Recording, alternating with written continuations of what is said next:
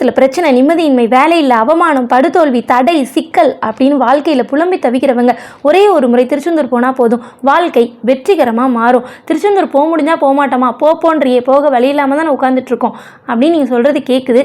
வீட்லேயே முருகனுடைய திருவுருவ படத்தை எடுத்து சுத்தம் பண்ணி சந்தன குங்குமம் பொட்டு வச்சு கடைகளில் 6 வெள்ளை தாமரை வாங்குங்க. கட்ட தெரிஞ்சவங்க மாலையாக கட்டுங்க, முடியாதவங்க ஊசி நூல் எடுத்து உங்கள் கைகளாலேயே மாலையாக கட்டி முருகன் படத்துக்கு அதை போட்டுருங்க.